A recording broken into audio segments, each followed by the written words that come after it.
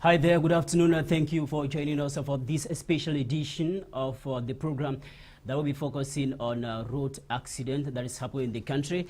It is noted that road accident in Cameroon has been pointed as a leading cause of death this day in our country, with an average of 3.77 persons that died each day in the month of August alone. That is why we have dedicated this special edition of the program in order to talk about road accidents that have been occurring in the country and possibly look at ways on how we can come out of this issue that is becoming affecting each household in the country. Now, before we start, we shall be receiving our guests in the studio that are here to talk with us. My name is Dominic Memenwakimo, sitting in for Ntarike Divine Junior. Let's welcome our first guest. It is Mr. Nuseve Kilian. You are an economist. Thank you for coming for the program this day. It's a pleasure you invited me here. I believe a road accident is something that affects each family in the country. Of course, and the country globally, because it's, these are incidents that result in loss of lives and so on. And we can only have our griefs, we can only regret that in the country with modern technologies, you need to see some activities or programs which are put in place by the Department of Transport. You know, you are talking about road safety.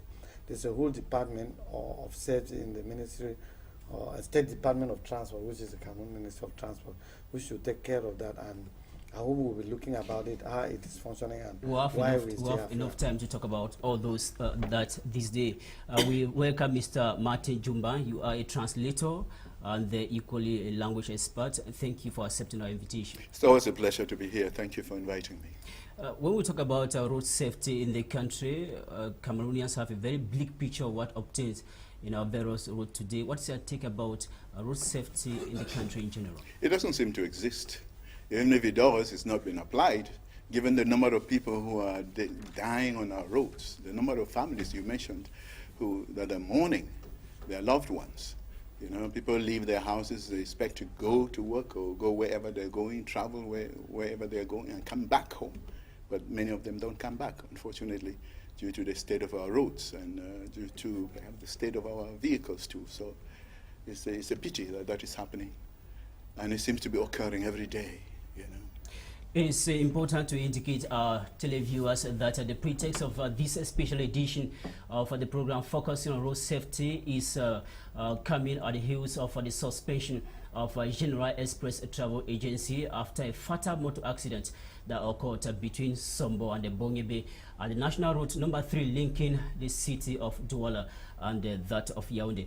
Mr. Nuseve Kilian, you listened to, you read the release signed by the Minister of Transport, Edgar Lemebengo, suspending General Express for 3 months. What is your reaction to the suspension of General Express? Of course, in road safety, or in safety language, that will be a measure which is called the lagging indicator, which is reactive. It's a reactive measure to what has happened. But in that program, in the safety program in the Department of Ministry of Transport, you should have what you call leading and lagging indicators, which means preventive measures that are put in place to avoid accidents, which you will find out that you have control points, and you also find out that of recent we are going use some cameras that are planted along the route to control that. But the point is, how efficient have we really docked into the technologies of prevention? Because when you look at the kind of programs, you might say they are not efficient. Of course, you got the suspension, but the point is, what is the effect of this suspension? Because when you look at it, let us look at the suspension itself. Yeah. Is it worth it? It has an impact, but the thing is that it's in the short run. It is in the short run because they have been suspended for 3 months. After 3 months, they are going to come back. What has been put in place to prevent that, it doesn't happen. It doesn't exist. In fact, I would have expected the minister sometime, like in developed countries, whereby even without accident, when you see some activities of drivers and so on, your driving license is suspended. You don't wait for death to appear before you suspend the drivers for 12 months and so on. And after 12 months, what's going to happen? There are times even it was supposed to be withdrawn, his license, for some number of years. And then, when you even act on the company and says after 3 months the company is going to come back, it's true. I understand there are social unrest because the workers of that company, they are agitating and saying they're losing job. All those things, and that's where the measures has a weakness. The minister is supposed to suspend the company and give instruction that the people are supposed to be paid. I mean, you are a business person, a company, you are working around the clock. If they suspend you for 3 months, you will not then, you are doing some savings and tell the workers that, no, I mean, we have been suspended, you will not be paid, and so on. So, in fact, as a government, and that's the problem of governance that we have in this country, you will understand that these safety measures and so on, they don't work because of bad governance. Now, I'll come back to you, but let me find out from Mr. Martin. The suspension of General Express, is it like to appease families that have lost their loved ones in the course of the accident that happened this week? But how can you appease families that have lost their loved ones by suspending the company? At least that would mean the government I mean, is somebody's mourning mourning their loved ones. It doesn't really care much about whether you're suspending the company or not. It doesn't bring back the loved ones. I think that we are merely, or the government is merely scratching on the, like a little branch. They should be looking at the root causes of these road accidents. They go to the root. What is the root cause? Well, what are the root causes of these accidents? We'll come back to the root causes of accidents. Yes, but now just to find out, I believe the family members of those who lost their lives in the course of the accident, they should be a little bit happy now to, after seeing that government is showing some concern. If I lost a family member, would I even be thinking of being happy when they suspend? I mean, people are mourning their loved ones. That is what we should try, that it should not happen. The sanction can console them? No, No, I think I doubt it, but I don't know what Killian thinks, but if I were mourning a loved ones and hear that they have suspended those people, I would just say, hey, you should take perhaps better measures to make sure that this does not happen. Your loved one does not come back. But, different measures ought to be taken, and as you rightly say, we'll be talking about those measures in the course of this program. But this is just a palliative. I wonder whether it really makes anyone feel happy. I don't know. Mr. Killian, those who think that the suspension of General Express is more than a crime, let me put it that way, they committed. They think that there is no legal framework that gives the Minister of Transport such a power to sanction a travel agency for a number of 3 months due to a road accident. No, I think that as a government, there are legal grounds for. Nobody will expect such an act to go unpunished. There are always those who are thinking like that don't have the knowledge of the regulations and so on that exist. The point is that the sanctions are not even enough, in my opinion. And as we were talking, I told you about a set of programs. The sanction was just one program of why you should be questioning and talking about the reaction of the family is, what about the insurance company? The most important thing about in that part of the program that the government should be following up is, was that company insured, and the families, if you want to look at how the family will be compensated. You should be talking about compensation from the insurance. What's going to be put in plan? Is the government going to follow so that it's the private sector, so that the actors should not go around play with the families that have lost their lives? That's one. Another one is the emergency plan that is supposed to exist when an accident occurred. Don't you think that there are some people evacuated to the hospital, maybe they were done late, and you know what happened with the Ezeka accident? It is always a problem in Cameroon that our emergency plans are not working, they are not live. Because you will remember that some people were transported in the hospital late. Some of them even die after because of that lack of reactiveness, quickness, and so on. So it is a set of programs that should exist after an accident, which you're exploring to see whether, in terms of governance, are we doing the right thing, so that at that end we can even prevent more deaths, because you don't know that there is always a 70 seaters, and we're talking of 15 deaths or how many, and in the next future, in 1 week, 2 weeks, in the next month, you can find more people dying from accident and then our medical setup also, the Medicare in Cameroon. You understand that there are hospitals that have no medicine at all. You can get people who will go to the hospital and they will not be attended to. These are all the kind of programs we should be looking at. And we have seen this in the past of people dying in the hospital, not because they had accidents, women who went to the hospital to give birth and they died. And we have been crying. Remember early this year from January, a set of women died after postnatal incidences and so on. And the minister reacted and made as if they put some window dressing measures. But the point is that after the Ezeka accident, we saw this thing and we are seeing repeatedly. So it means that nothing is being done. And then when you look at the indicator in terms of incident and accident, the pyramid should be such a way that there are fewer accidents and then there are more programs for prevention on the route. Our gendarmes and so on, once they have their plan to come on the route. We'll have time. But we don't know how this is well planned and programmed in the national territory. We'll have time to talk about that. Now we get over to our machines and listen to watch a report done to us by Gladys Ambo after visiting a General Express a few hours after the suspension that was given by the Minister of Transport. It was as calm as a graveyard this morning at the General Travel Agency in Douala. The usual hustling and bustling was absent at the premises. Only a few workers and some uninformed customers who were around to withdraw their parcel could be found loitering along the gates of the agency.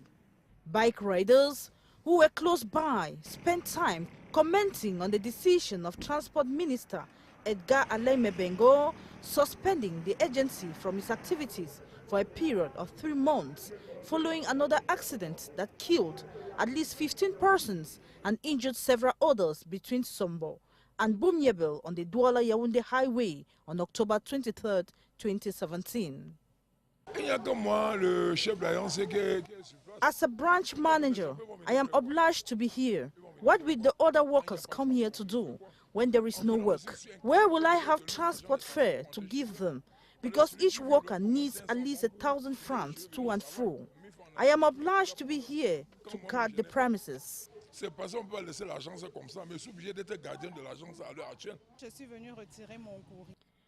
This lady was shocked to find the agency unusual because she was not informed of the decision. I am here to withdraw my parcel, but I am surprised the place is deserted. Normally at this hour, buses are expected to have arrived from the west region already, since most buses ply the road by night. The minister's decision that also suspends the driving license of the driver involved in the accident has not been welcomed by some Cameroonians. They feel the decision was fast. The minister's decision is too fast. I think 80% of accidents are due to our bad roads. One cannot wake up one morning and take such a harsh decision to suspend the activities of an agency without investigations and of exits.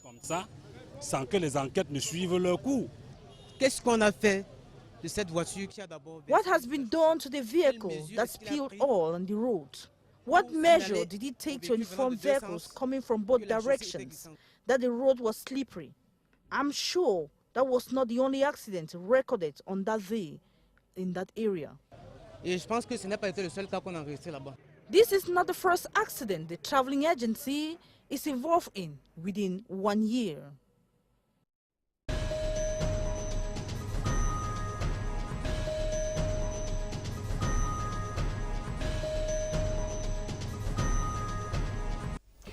A beautiful report done to us there by Gladys Ambo Diban explaining what is obtained at the General Express Agency here in Douala a few hours after the suspension dished out by the Minister of Transport, Edgar Aleme-Bengo. We told you at the beginning of the program that we have selected a good number of guests, experts in their various fields in order to explain to our televiewers what it takes, the various things that move around road accident in the country today.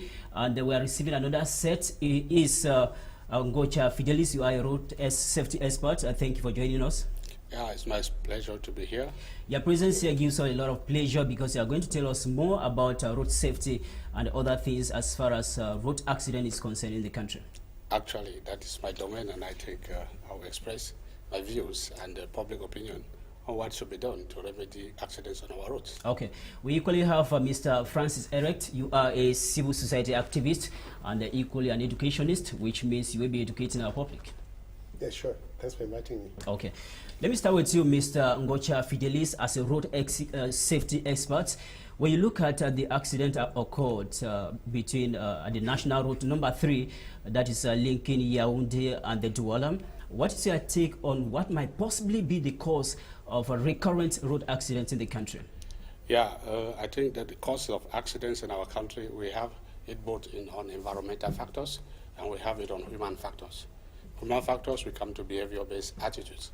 And I think that what is concerned with the accidents that we're having recurrently, there's an issue of behavior-based attitudes of drivers that need to be addressed in the transport sector in the country. And our drivers, they know how to drive. They're going to driving schools. But in Cameroon, we don't have a road safety instruction center. So road safety is not taught in driving schools. Road safety is a risk factor that should be well handled. And in well-structured governmental systems, the government should have what we call a Centre National d'Instruction and Sécurité Routière. And when you live there, you go to a driving school. In France, they're doing that. You need to have a road safety aptitude certificate, then you do driving. And when I just came back from my advocacy training in the US in August, I was in Yaoundé, and I told them that we need to put road safety instruction centers in all traveling agencies in Cameroon. I brought that project and I told them that if people accept me to implement this project, I will reduce road accidents in Cameroon by 50 to 65%. Simply, drivers will be schooled on road risk. When they understand the road risk, they will drive well. They will see those factors that are coming from their behaviors and they will try to correct them. For instance, you heard people reporting the news there that the road was oily. That driver saw the oil. Why did he not redress his speed level so that he can meet the situation and the environmental conditions of the road at that hour? But he went on speed. That's a behavior attitude because the road was oily. As a driver that is driving and run on the road every day, when you put your lights and you see the road, you're not in a state that you usually see, what do? You step down your speed to see what is wrong on the road. Even there are potholes, you reduce your speed so that you meet with the potholes, with the environmental condition of the road.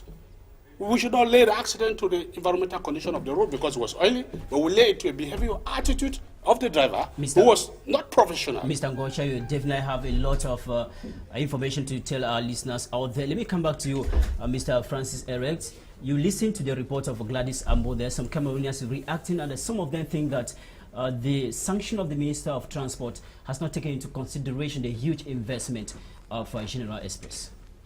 Well, under normal circumstances, when you take such measures, you have to compensate, one, the employees. Now, what happens? Is the government going to provide subsidies to enable the employers meet their obligations? Or are they just going to close down the agency for the next 3 months and expect the employees to go back home without any money? That's a very complex problem. We tend to react when there are problems. We don't handle problems. We don't anticipate problems because we've had these cases over and over, and we've always taken the same measures. But these measures have not helped to solve the problem, which means the problems are wrongly handled.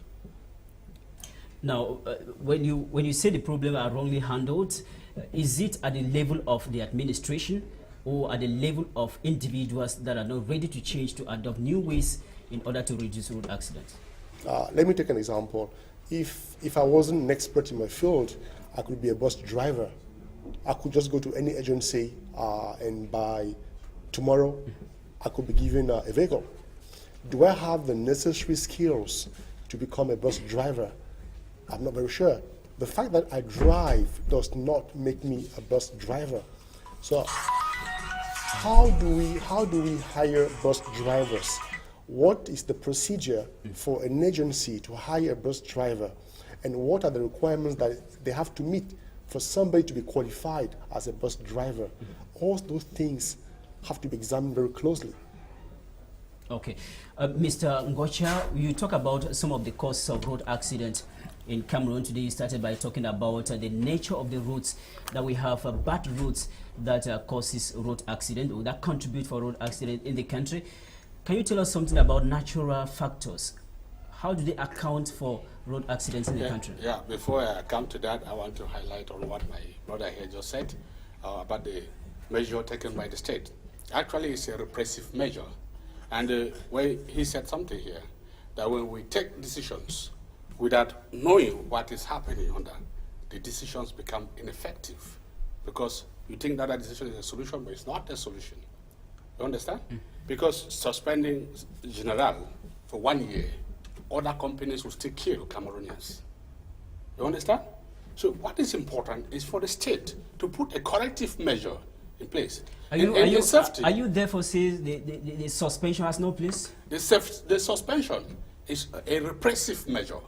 You see, repressive measures in safety is taken as a lender of the last resort, which means that corrective measures have been taken to redress that attitude 1, 2, 3 times, and he or she is not compromising to that measure in place before you can repress. But now we don't have corrective measures in place, but we are repressing. You understand? If you were the Minister of Transport, what will you do to General Express? To General Express? Yes, after the accident. After the accident, we need to look at the cause of the accident. What is the report of the accident saying? What caused the accident? We look at the factor that provoked the incident, and then we lay corrective measures from that incident. And if General Express is guilty, what will you do? General Express, I think we have a law in the country. We have a law. So we use the law now. So what I'm not saying that the state should not suspend, but the state should suspend when corrective measures instituted by the state are not being implemented. At this level, what are the corrective measures that the state has taken? Before General Express, in August we had so many lives that went off. How many companies were suspended?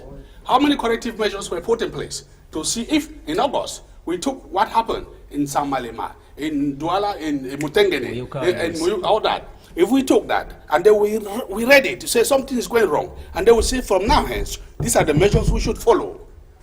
Maybe what happened with General wouldn't have happened. Unfortunately, when that was happening, I was in my turn in the US. When I came back with the best practice. I told the government I want to put inter-urban companies into a road safety coalition. Okay. The road is an economic factor that any nation in the world, if it does not boast of the safety of your road, you cannot boast of the economic growth of your country. It will never be. If the road is not moving, companies will not make money. If the road is not safe, companies will not make money. So the road is an economic factor that should not be played within the government agenda. Let's come back to the question I asked you. Yes. Natural factors, how do they contribute to road accidents? Yeah, natural factors, I said it here. That when we look at road accidents, we look at in terms of environmental factors. Environmental factors are the natural factors that you are talking about. You said of potholes on the road, roads so small, oils on the road. Those are all natural factors. So these are also factors that we need to look at. In our last NGOs meeting in the Ministry of Transport, just in August when I came back from it. Let me just come in there. When I talk about natural factors, I'm talking about the soil type. And the equally poor soil type, and equally the rainy season. Does it contribute to degrading the type of roads we have in the country that consequently lead to road accidents? Actually, when we are moving on a tarred road, we don't talk of soil. You see, we talk of soil when the road was being constructed.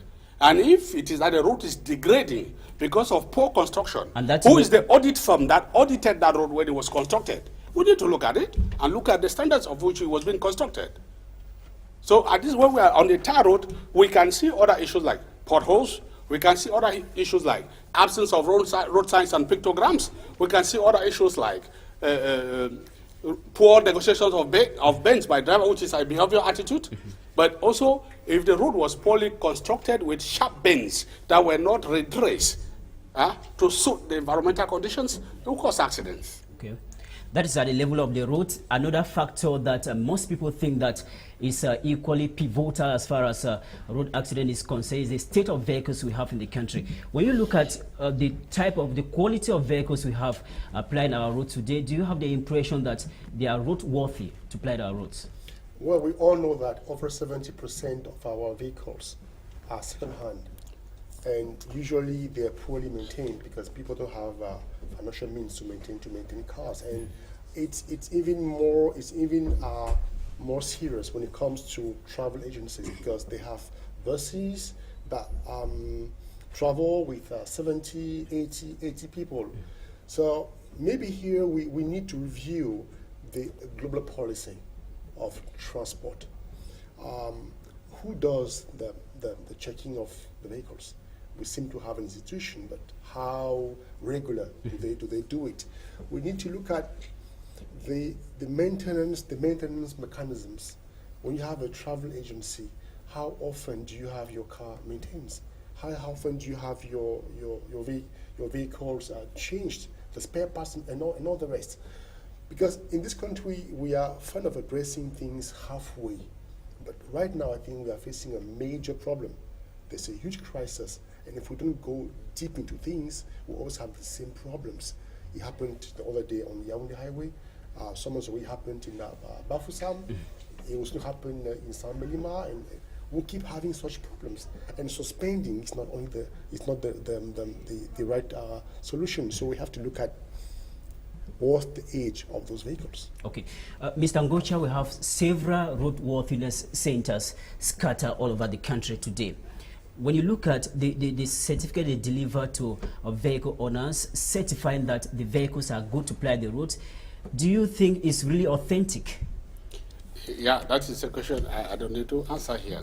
But what I want to say is very clear, because those on the road, the control, and then you too, if you are self, you take your car to a control center, and then you qualify your car that is self. When you see that the car is not self, and you take it on the road, it's also danger. But what I want to say, those are the technicians when they tell you that your car is correct. Yeah, this is correct. That's what I want to say is that the audit system, where the state, the control system that the state has to oversee the activities of those centers, the control technique, well, those are centers that are privatized. It's not the government running them. So, and we know the type of corrupt country that we are in. So people will go and corrupt those technicians to declare their cars that they're in good state. So what do you propose? What do you propose to ameliorate the way these centers are working? The law enforcement officers need to have a regulated system and standard of cars that should fly our road. And when your car does not comply, they impound it out of the circulation. And people will not do that again. Why, if government take over the running of these centers? Yeah, if government can take over and put Cameroonians in good self-situation, that would be good, so that they keep those cars outside. I want to come back to tell you something. The question you were asking him on the fact that we are using second-hand cars, it's a question that in 2016, I asked the WHO Director for Africa in Magipeden in Finland when we were in a World Safety Conference. And we thank God now that the UN Special Envoy for Road Safety is coming from the FAIR Foundation. And the FAIR Foundation is the automobile foundation in the world. So solutions are being taken to see that those outdated second-hand cars should not be shipped to poor countries. Also, it's because of our economic power here. The Cameroon government has the powers to regulate the type of cars that enter our ports. If they find that the accidents are coming from degraded second-hand cars, they have the law. They have the powers to stop that these type cars from this year should not enter Cameroon, and they will not come in. Simple. They are doing that in other countries. Why can't we not do it here? Now let's talk about where these drivers are trained to run our roads. Do you think the driving schools we have, they give enough knowledge, enough road safety knowledge to drivers before they graduate from the driving schools? That is what I am coming back. I said it here before. We have driving centers. Our drivers are well trained to drive, but they are not trained to road risk. You understand?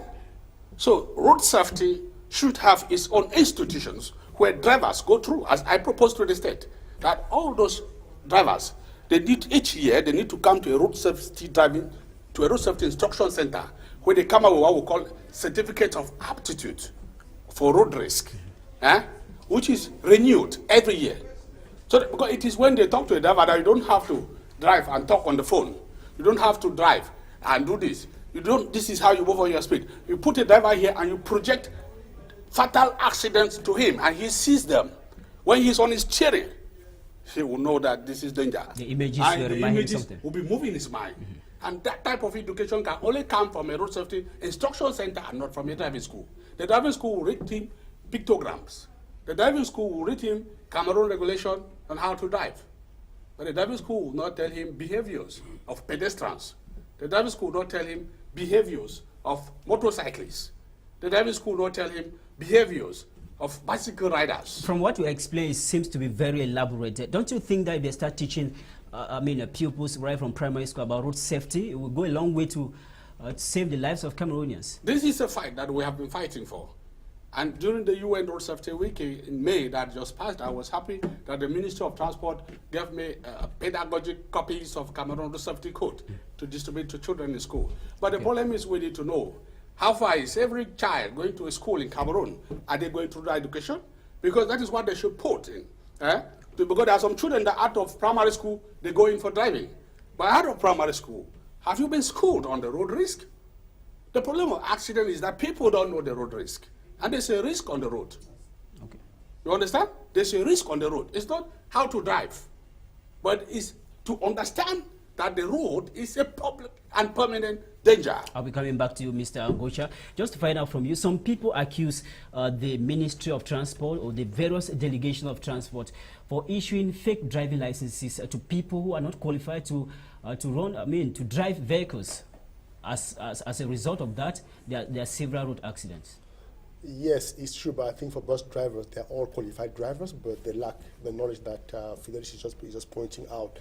In terms of fake driving license, this has been going on for so many years. Let me just come in. We have instances where because your father owns cars, yes, and you see cars parked in front of your compound, yes, doing nothing, you can just pick the key and start trying something.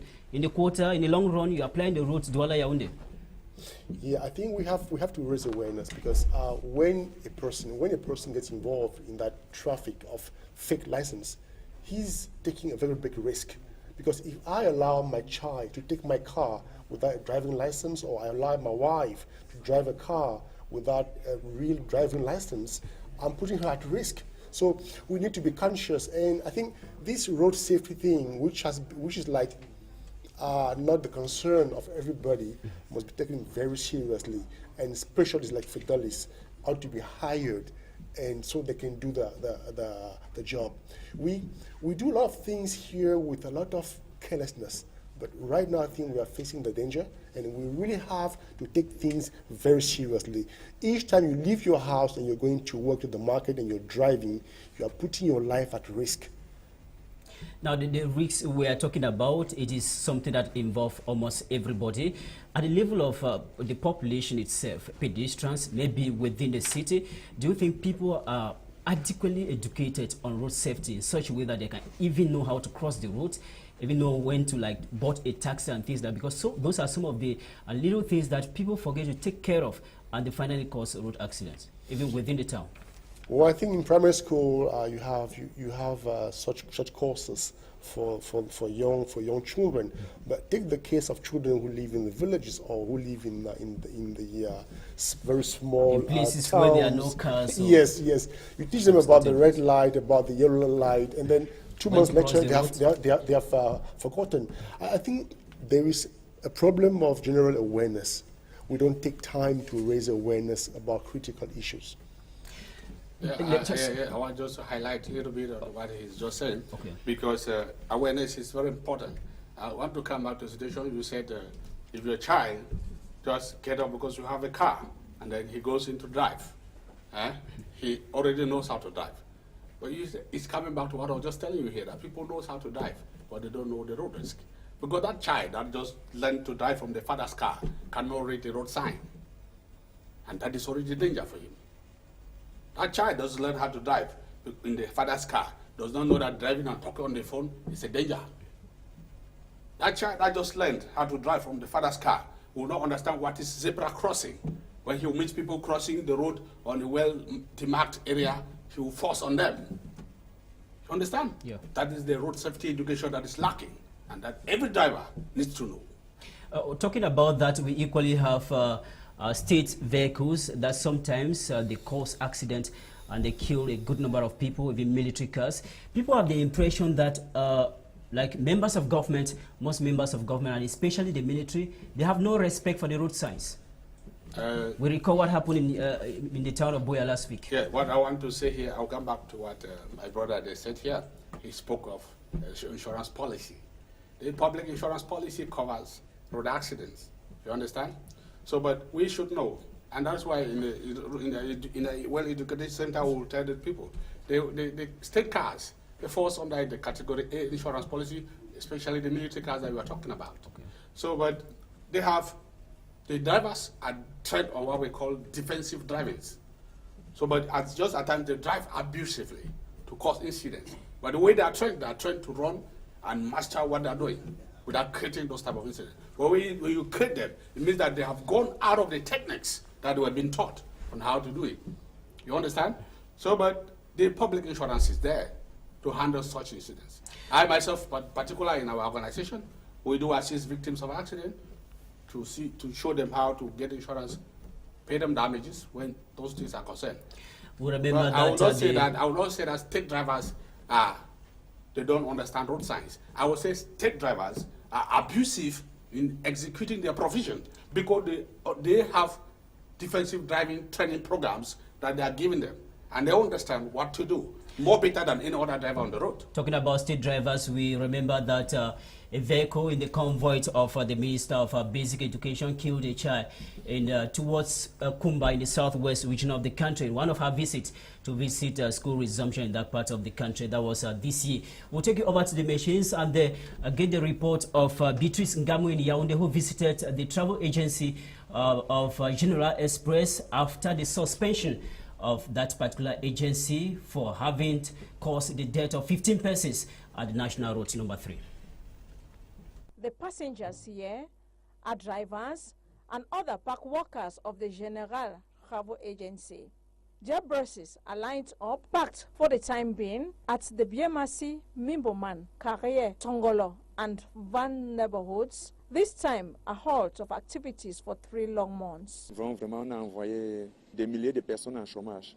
The sanction slammed the travel agency after their last accident, October 23rd, on the Yaoundé-Douala Highway, precisely at Mahole, leaving 15 dead on the spot and many seriously injured. All the accidents that this last period, this agency has been concerned in has caused, in general, more than 25 persons dead and other people seriously injured.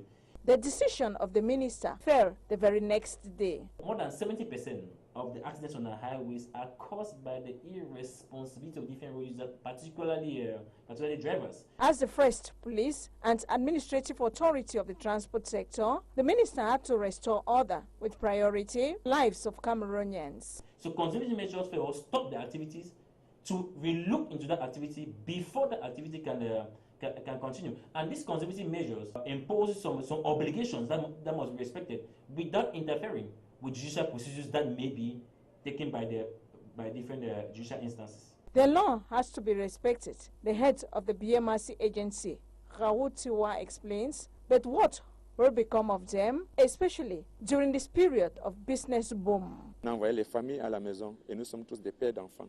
Families have been sent home. We are all fathers of children. Families to feed.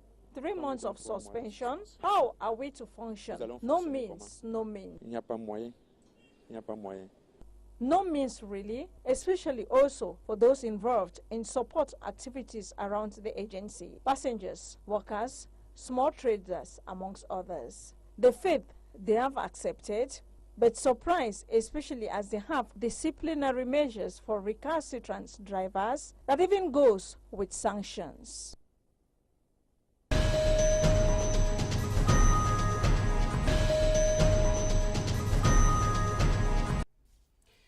Beatrice Ngamo reporting there from Yaoundé, showing the pathetic instance there where several drivers and other workers of General Express expressing a total disappointment after the suspension of that particular travel agency for committing a crime at the National Road number 3. We mentioned to you we are receiving another set of guests to give us an insight of what we are discussing this day. We are talking about road accident that is recurrent in the country, Cameroon. Welcome, Wyndham Augustine, journalist working for Veritas Radio and Television. Douala, welcome. It's a pleasure to be here. A journalist in Cameroon, practicing in Cameroon, this year 2017, you must have covered or talk about stories of several road accidents that have occurred in the country. I want to say that we want to talk about the culture of road accidents in Cameroon. It's an eyesore because the number of Cameroonians that perish on the highway just this year alone is a situation that could cause the government to even declare a national day of mourning. Because you cannot imagine that in a week, it was counted to be about 117 Cameroonians that perished on the highway. If you're taking from the from National Road number 3, heading to Bamenda to the Grand West, you're getting it to Yaoundé, and you can name them. The road was bloody, to the extent that some Cameroonians started saying, hey, come on, this is ritualist, it's ritual killings. Because you cannot imagine that in the country, in the 21st century, with a Ministry of Transport, we have road safety, we have all it takes. I don't want to talk about the nature of the roads, but I want to talk about human loss. Yes, human life that perish on the highway. And since then, I've expected to see sporadic, spontaneous measures taken to curb these wanton road accidents on the highway. Now, but it's unfortunate that until now, I haven't seen concrete measures taken to make sure that if I, Augustine Wendundoye, I'm driving to my beloved homeland or home village of Babungo, I should be driving with peace. Do you know that of late, each Cameroonian plying the highways in Cameroon, before you start, you need to go ask for mass intentions. You need to go for night vigils. Because to travel safely in Cameroon is a matter of the mercy of God. Now, when you talk about Cameroon having all it takes in order to fight and reduce road accidents in the country, some people will rightly disagree with you, saying that the method we're using to maintain road safety in the country is rudimentary, is old, not longer efficient to really reduce the number of accidents we have in Cameroon. If you want to, when we have a few gendarmes spotted, placed within the national road number 3, you see them in distances. Do they really check the speed limit of vehicles in order to crack them down and reduce road accidents? Come on, Cameroon is called Africa Miniature. Means that we are blessed. Human and natural resources. The gendarmes who are engaged in road safety that do not do their work is not because they are not trained. It's because the system is decayed. The gendarmes are no longer there to change speed. They are no longer there to sanction crime. They are there for their booty. Meaning? Meaning to feed their pockets. If you are on a terrific speed, to the expense of they stopped you, they will not sanction you because of the crime you might have caused in taking away human life unnecessary, but they are going to be interested in the penalty they're going to give you, and the penalty is about cash. They are not going to impound your vehicles at the expense of the traveler. So when you pay the cash, you continue with the high speed? You continue with the high speed, you continue with the kill. I'll come back to you. Mr. Yuseve Kilan, we are in Africa, and most people believe that the road accident we have today in the country, so alarming figures, is not because of the roads, it's not because of the driver, it's not because of the poor driving school, but it's because of ritual. People killed along the road to make a lot of money. I'm not a fetish specialist to dwell on that. I would like that we talk things that can really help us to understand the causes of road accident. Let me tell you, when you go to that domain, when you venture into dogmatic and fetish domain, you are speculating because you don't understand what the real causes are. I want to look at the causes from 3 dimensions. You have the human factor. You have the natural factor, as the former panelist said, and the infrastructural, which is still human factor. When you come exactly to the natural factor, you are talking about climatology.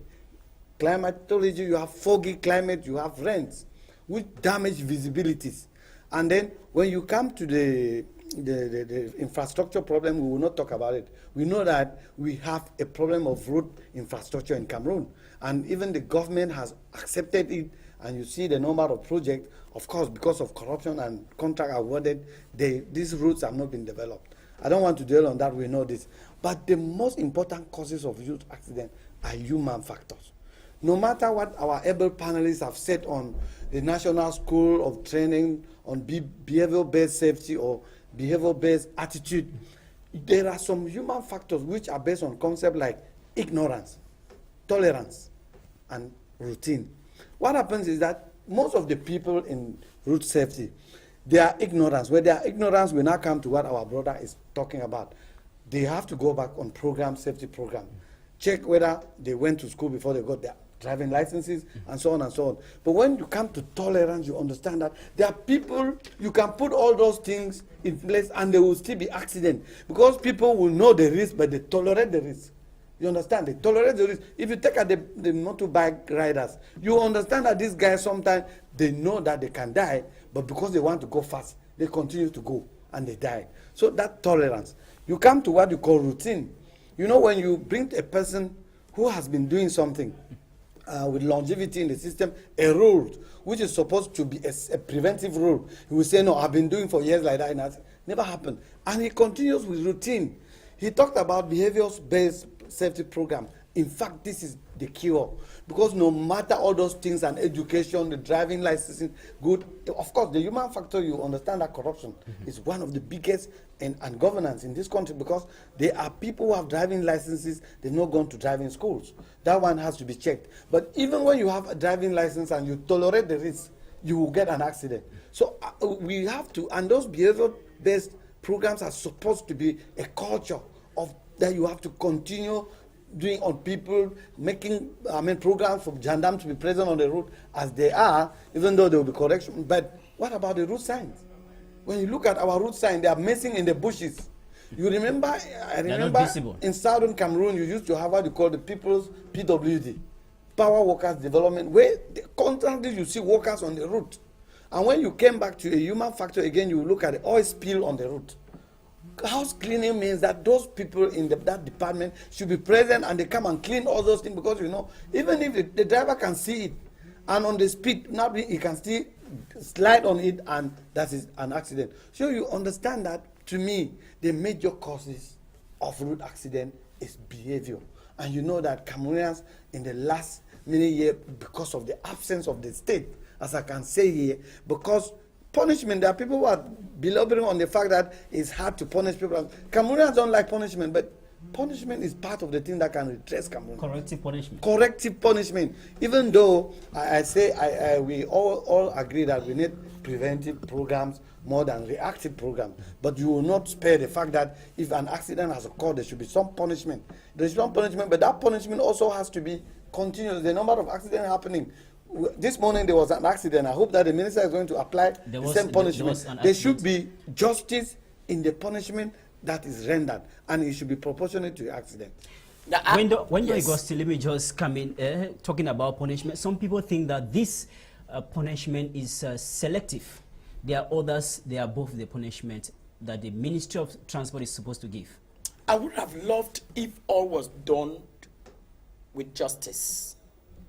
And I would have loved that punishment should be coherent.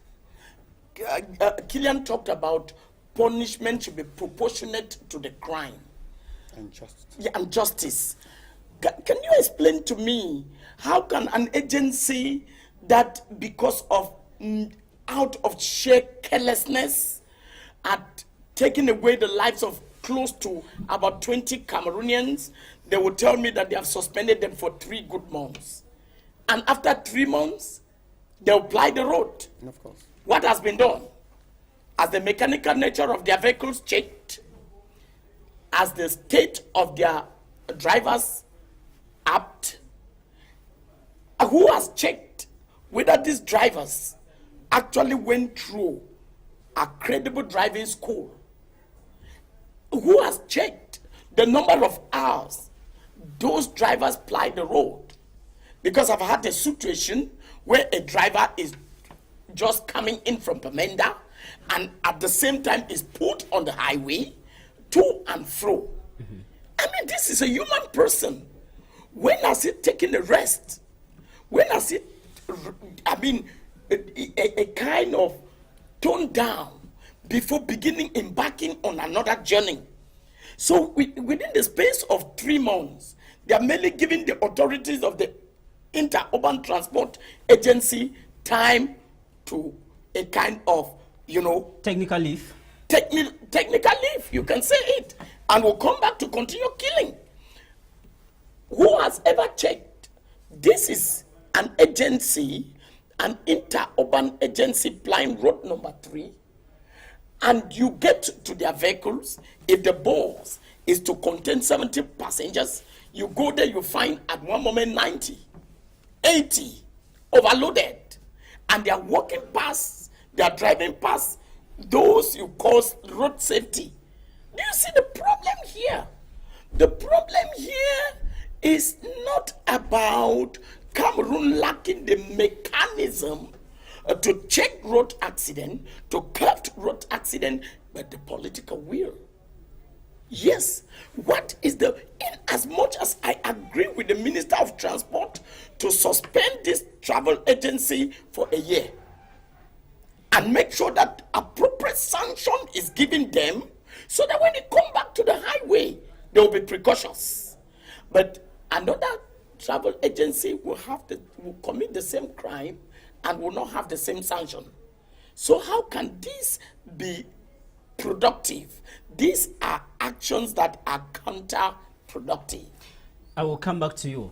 Mr. Nusebe Kilian, we are focusing on road accident today because about 95% of Cameroonians move within this country using the road. Very few people take Cameco and the other airlines to move from one city to another. Now, the issue of corruption in driving schools seems to be very central here as far as a road accident is concerned. Some people think that some people acquire their driving licenses even without writing the examination or taking part in the practicals. Of course. It is a Cameroonian sick, and it is in all domain. And that's one of the aspects that we should be looking in terms of correcting the causes, the ills that can be causes of the road accident. I will also, without belaboring that, because we have cried on bad governance, corruption, and so on. There are anti-corruption units. I don't know whether they extend to those domains for control. I want to dwell actually on the aspect of control.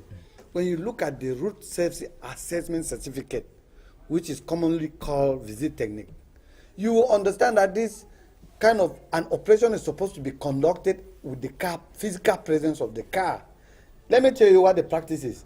With corruption is that you just send the certificate of the car to them without the presence of the car with additional amount of money. It's supposed to be 10 times. And what happens? And let me tell you, and they deliver you as an assessment certificate and giving worthiness to that car when the car is not there. Then you can imagine exactly what we're talking about. And who are the parties concerned? Both the company that has been accredited by the Minister of Transport to do it, that should be punished. All these things, the intelligence service, they know about it. That you sit at your home, your car is parked in your garage, and you send your car certificate with, instead of 10,000, 12,000, and you are delivered those certificates. These are things that are happening from that perspective. You talked about, and then look at control. The Minister of Transport, the Inspectorate Department should be controlling inter-urban transport companies. Make sure that defensive driving and behavioral-based programs are implemented at the level of these companies. It's not done. Everybody is concerned in Cameroon about money, making money, creating companies, workers. And you see workers are striking. They don't know whether those workers they will be the next people to die when they're traveling. Because the fact that they're working in that company does not mean they don't displace themselves from one town to another. It's very important that Cameroonians, we should settle down on what we should do right for this country. I don't want immediate thing that people start saying, oh, we will live for 3 months. Is it better to live for 3 months without money, or is it better to die? This is the question. And so the implementation of behavior-based safety program in those companies are defensive driving, number one. Yeah.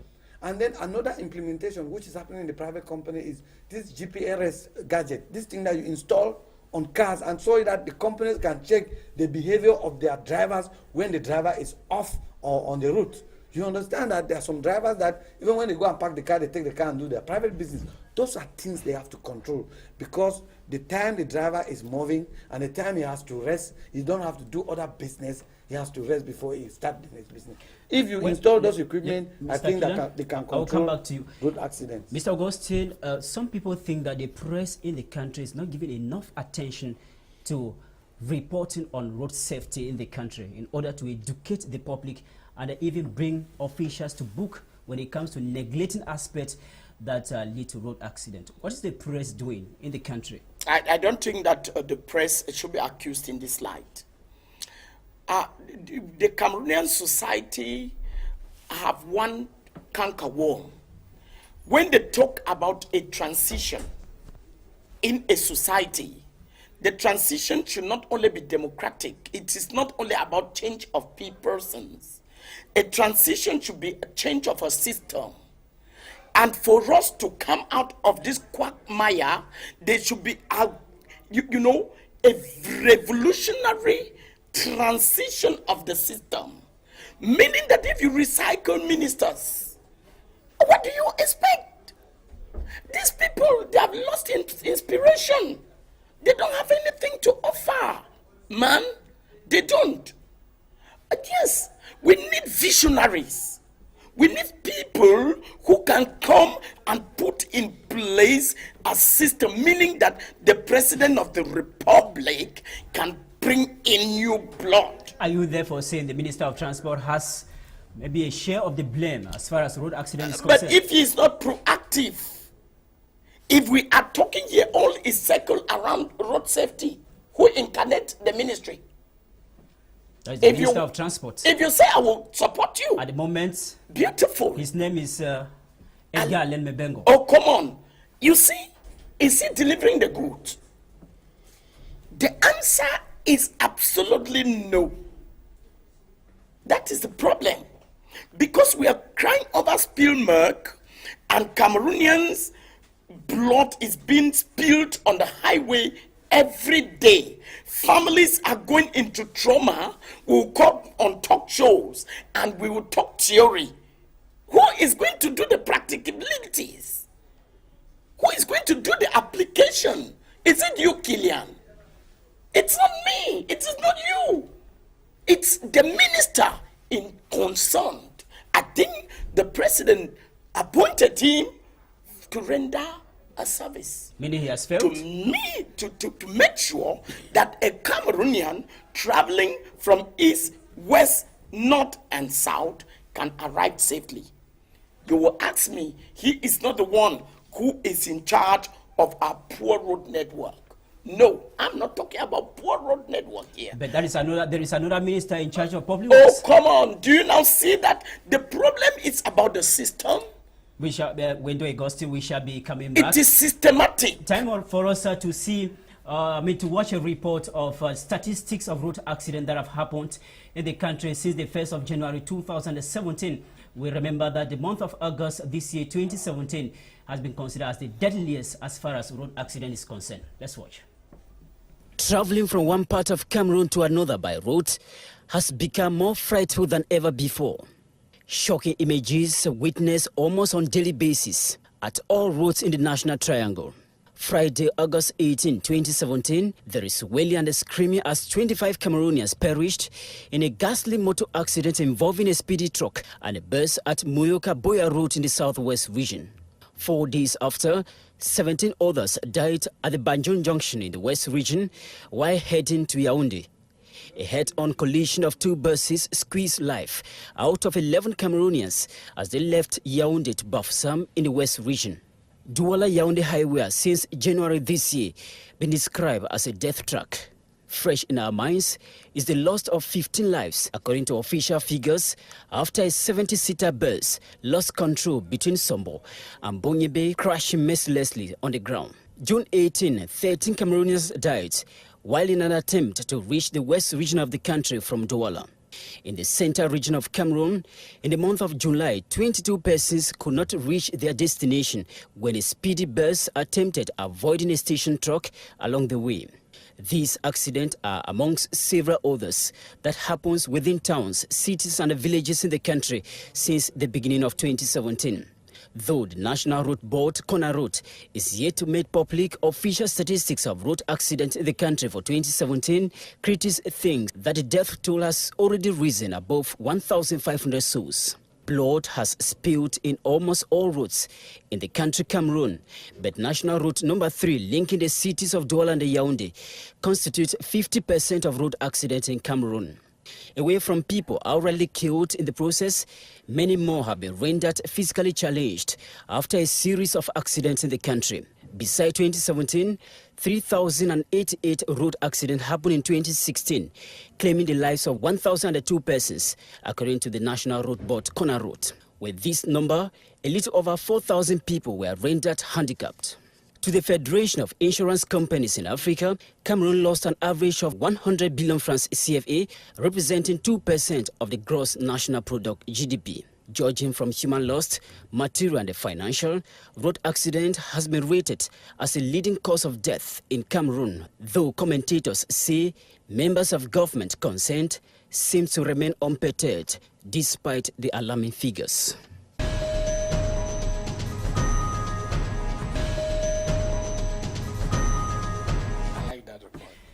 You just watched that report there. Thank you for joining us once again. When you watch the report, you get the statistics of road accidents just for the year 2017. What is your reaction to that? Yeah, in fact, it's quite alarming, and it's calling on the authorities to think of solutions. And what thing I will say to think of solutions, I will share blame, because one thing that is happening in our country is that politics is of allowing professionalism. The government appoints because of politics and not because of professional experience. You see, like in the Ministry of Transport, how many of them have gone through risk management studies? Because it's all about risk there. But when I was doing some inquiries, most of the staffs at the delegations in the ministry are all teachers. Huh? So how do you expect a teacher who has never got the knowledge? Are you talking of their road safety teachers or their teachers in other subjects? They get them from other sectors of the government to put them in the Ministry of Transport. Because I questioned somebody, an authority, said, but how do you get staffs into the Ministry of Transport? I remember at the National Assembly this year, the Minister of Secondary Education, Jean-Ernest Ngale-Bebe, mentioned that other ministries should give back his teachers so that they can go to the classroom and teach. In fact, you are sharing the opinion. That's an opinion I just got from an administrative leader, so which is not normal. There are some positions they can appoint because of politics, but there are some leading positions that should appoint because of professional experience. You understand? Mm-hmm. Somebody sitting there should understand what a poor person, what a child of 2 years, when will be about to cross the road, will suffer. But if he does not have that knowledge, he will not have the understanding of building strategic road risk management policies and regulations that will govern Cameroonians. And that's why the figures is alarming. Alarming figures there. Francis Erect, you watch the report there, the figures that people should watch, and sometimes they might shed tears.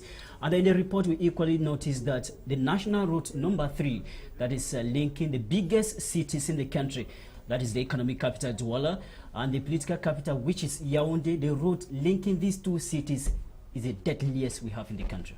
It's very scary because that's also the road that we travel most in this country. There are more people traveling between Yaoundé and Douala than any other place in the country, which means that each time that a bus or a car takes off, there is a likelihood of us having an accident. I think it's very alarming, it's very scaring, and not everybody can afford a flight with a Cameco. Sure. The train is another issue, but the road is the only way we can travel. So we have to take the right measures. We have to make the right choices there's no time to wait. We have to act now. The time to act is now. Yeah, Let me just bring this follow-up question.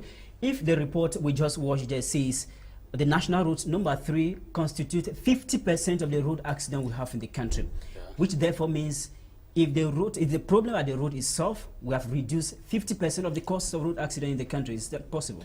Yeah, that is, I can say it's possible, but the problem is shared into factors. We have behavioral attitudes of drivers, we have technical factors who relate to the cars, we have environmental factors who relate to the road itself. I will start from environmental factors. The environmental factors is the state responsibility. You understand? Environmental factors now, I talk first of the road. When I talk of the road, from here to Yaoundé, if somebody gets into land from plane in the city of Douala today as a new driver, and he takes the plane, he takes the car to Yaoundé, he finds it difficult to drive. No signs and pictograms to orientate movements on the road. You understand? The signs are not there. Why are they not there? There are people sitting in the ministry who are supposed to see that those things should be there. But those people, they are not seeing into those things. Why are they not seeing to them? Because they don't have the eye to see, the professional eye, to know that this thing is not there. The government should have what we call a route risk management system of the national road network. You understand? That it is not your media that will sit and tell the government that there's a pothole in Melon. The government should know that by December 2018, the route in Melon will start developing potholes because it was constructed in this period. They should have a data system. Then they should have a system where signs and pictograms on the route are being updated as the incidents and injuries are occurring. They read the route and they say, here the route is undulating. There are undulating signs to put. When the driver sees that, he will back his driving system to suit the environmental conditions of the road. But our roads are lacking that risk measurements. They are lacking that risk injury, prevention strategies. Maybe you complete the explanation. When these factors are not there. Let me just come in there, Mr. Ngocha. To complete the explanation, can you tell us about something about the lifespan of a road, a tarred road, a road that is constructed in 2017? I am not a construction expert. You see, the lifespan should be given by a construction expert who has done the construction and who knows the durability of the materials he has used to construct the road. I'm not a construction expert, but do you think we have problems of maintenance, road maintenance in Cameroon? Road maintenance is a risk factor. That is why I'm saying that the government should have a road risk management system, because when they have that system, that this road, it was constructed. Let me take examples of bridges that we had broken on the road. That those bridges got broken, everybody was surprised. But it should not be a surprise, because once it is followed, it will be known. It will be known that this thing like this, like here we have these suburbs, they have some lifespan, that if you don't change, they'll blow off. It is not when you invite people to come and sit here, and then the bulbs blow off, they will be surprised. You did not do a job. So that's what I'm saying. Risk, as we said, accidents can be prevented. They can be prevented and they can be minimized. The alarming figures we have there can be reduced if strategies are well implemented. But at the same level, I blame the government because experts like us, we run NGOs, and government does not give us listening ears. When we make our proposals, they don't take. And yet accidents are happening. I will come back to you to tell us what NGOs and the other civil society groups are doing to help the government reduce road accidents in the country. Mr. Erect, the national route number 3, Douala Yaoundé, is the deadliest now. But most often we watch reports on media houses and we see gendarmerie elements that stand there controlling. Despite their presence there, it still remains the most dangerous route that we have. Well, what do they actually do? What happens is when you travel on the Douala Yaoundé highway, you will see them at very specific spots. All they want to know is, do you have an ID card or not? You have an ID card, then drop down. If you have some money, you pay and then you carry on. Do they control speed limits? No, they don't. Some years ago, we had radars. I don't know what happened to those radars. And how many times have they checked the state of the driver? I've never traveled on the Douala Yaoundé highway and they've stopped the driver to check whether he was drunk or not. whether he was sleepy or not. So the mere fact of you just being present, whether you're a gendarme or a policeman, does not help road safety at all. Yeah, let me complete it. Yes. Because it's a good question that you asked. I brought that they tried to highlight. You see, that's another issue where we are failing and where our control institutions, which is the state, is failing. Because when they send their people on the road to do road safety, they don't do the road safety. We have speed cameras, but the speed cameras in Cameroon are used for money making and not road safety. Road safety checkpoints with speed cameras should be standardized, and the cameras are there. The gendarme or the police officer can read the information even after the car is gone, and they trap down that car. When they trap the car, they get the driver. What do? They take the driver to an instruction center, play back the cassette to him, let him see, and then they scold him. When you are schooling him, you are reducing the behavior. The purpose of a speed camera is not to stop a car and collect 25,000. That is not the purpose. So you are not stopping, you are not regulating the speed. You are not doing, because when he pays the 25,000, he will still make an accident before he still go on 90, 120, and people are doing that. Even when we have the speed camera checkpoints are there, immediately after that there are accidents at Japoma. Why are there those accidents? He paid 25,000, and then in front he was on an accelerated speed. But if the speed camera is there, and then I'm coming on speed, he reaches my car, they communicate, they stop me in front. They say go back to Japoma where the speed camera was installed. When you reach there now, they park your car, take you into the center. They play it for you. When you read there, what happens? The officer then will school you on speed. When he schools you now, they say, this is the penalty you will pay. When you pay that penalty, my brother, I tell you, you will never run on that speed again. Because of the school and not because of the penalty. You understand? The purpose is not the penalty, but the purpose is the education to change the behavior of that driver that was running on the speed. That is why there's the advent of speed cameras. But if we don't use the speed cameras as the purpose is defined, the speed cameras cannot serve accidents in Cameroon. It cannot. In countries where speed cameras are used for the right purposes, it is serving the purpose.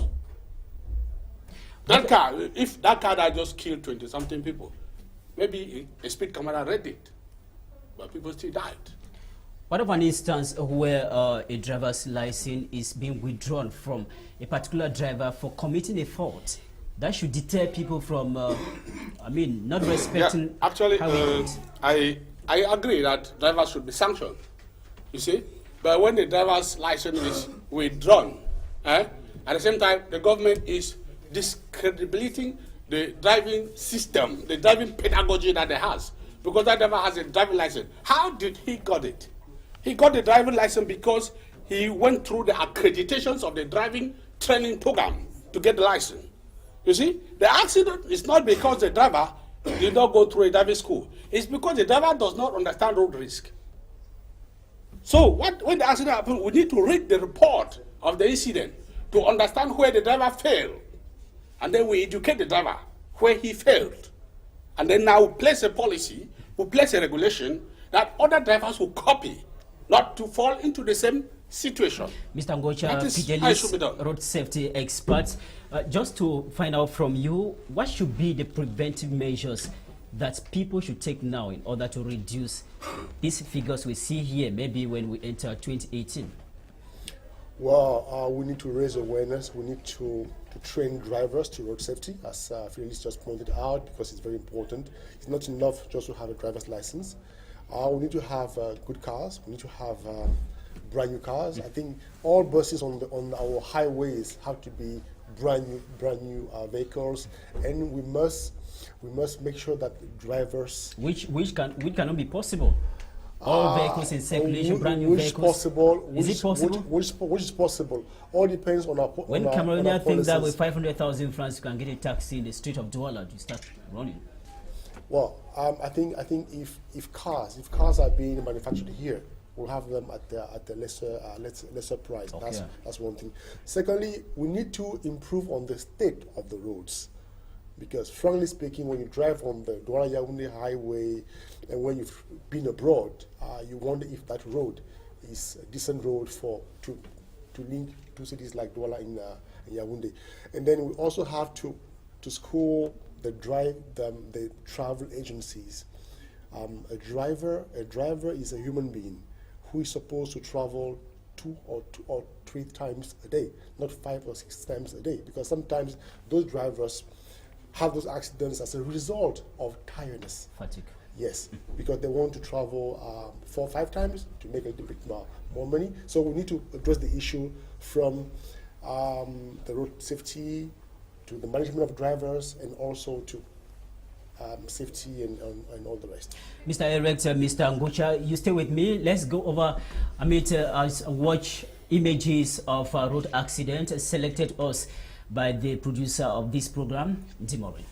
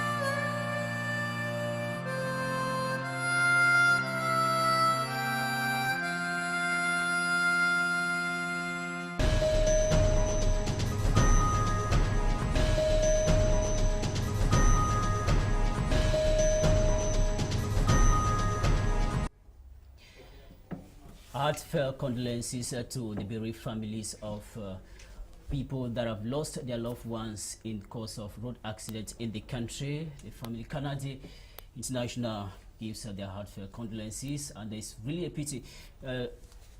Augustine, you watched those images there, shocking indeed. With a very heavy heart. With a heavy heart, and that is what will always make me be vindictive. When I will see lives destroyed, I say they are destroyed because this is human cause. This is a situation that would have been remedied, but you see nobody cares. This is a situation that's supposed to be remedied because the tradition of road accident in Cameroon and has gone immemorial. But yet, we will run panels, we will come with experts. You got a road safety expert here. He's giving all the techniques. Good ideas. And wow, the laudable ideas. And he's even crying foul that none of their proposals have ever been taken. What do you expect? I am saying that we, you and I, and all of us as Cameroonians, should denounce those who are no longer productive to give way to those who are productive. The President of the Republic should be capable of seeing those ministers in his cabinet that are doing little or nothing to Cameroonians. You talk about those who are not productive without exception? Well, I don't think that it can be a global situation. Okay. I don't think it can be a global situation. I told you that transition wouldn't only mean change of persons, but change of a system. The system should be overhauled. And change of mentality too. Change of mentality. I am talking it from government because they have the mechanism to control the proprietors of interurban transport agencies, to put the parameter in place for them to respect. If you must recruit a driver, let that driver be apt, qualified, and let that driver be paid a salary that can, can guarantee a good living condition to prevent the to that driver from overloading preventing along the the road driver. and, Though I know that with the mentality in place now, drivers will be paid good salaries, they will still want to amass. You can see those who human needs are you can see those who are we going are, to we are a few minutes to the end of the program. Beautiful. Just to find out from you, Mr. Nuseve Kilian, when a travel agency is suspended because of a fault committed, during this period of suspension, what should be done at the level of that particular travel agency to ameliorate the wrongs or the mistakes that particular agency have been sanctioned for? One thing which is wrong with our government measures is that they never always take the social aspect of it. When you suspend an agency, which is an enterprise, creating jobs and so on, there are things in that suspension. I would have seen some details mentioning that there is a subvention if at all the company is running at a deficit, to be able to take care of the salaries. We don't longer have enough time. Yeah. Just to find out, what should the particular travel agency be doing at the period of suspension? No, the only business, they have been stopped complying the routes. But let me tell you, there are a lot of things. I remember in one of the don't you think refresher courses in road safety should be it's also part of preoccupation? It, but it should not be only when there is an accident. It should be business as usual. Okay. If I have to prescribe here something that is going to happen, recycling the drivers should not be when they are suspended. But I was surprised that a client came to collect a parcel and was unable to collect it. But before that, I wanted to talk on something. I watched the images with a heavy heart, and there is a call I want to make to those victims, to those who lost their loved ones. Go out for your right, which is provided in the law. Third-party civil responsibility insurance, which is going to indemnify the people you lost. It's true you will never get them, but go for them. Number two things, you ask a question to the specialist, route safety specialist, on what is the lifespan of a route. Without being a specialist and telling you the lifespan of a route, newly built route, I can tell you that the quality of route maintenance can extend the lifespan of a route infinitively if constantly those programs that he was mentioning are put in place and they are effective. Thank you very much, Mr. Augustine. Yeah. Maybe your last word since we're running up the program. Take home message for our roads. Take home message for our road. Please, drivers, when you're driving, know that you're dealing with lives. Drive carefully so that we can arrive destination safely. Government, transport minister, government should cater for her citizens. A home ministry is set aside to ensure the safety of travelers in this country. Let that ministry do their work. And government should be capable of putting in this mechanism. They have talked about cameras that determine speed, and that the cameras are now used as a means of extorting money. Do you see the problem of system and mentality? The minister would have jailed road safety gendarmes. Let us see them in jail. We will know that this is sanctioned. It is not only suspending a transport agency that is slaughtering people, because the gendarmes who are not doing their work, they are butchers, butchering Cameroonians. Let them be sent to prison. Thank you very much. Then we will know that these are credible measures put in place. Your message have gone across. We thank you so much, Wendell Augustine, for coming.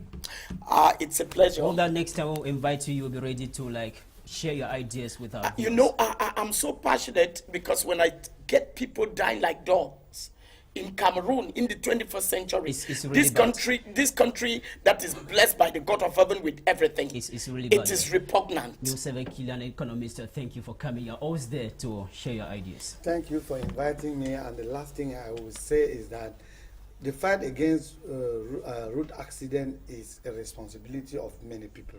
Everyone. We have spoken, everybody. We have spoken about the owners of the interurban transport company.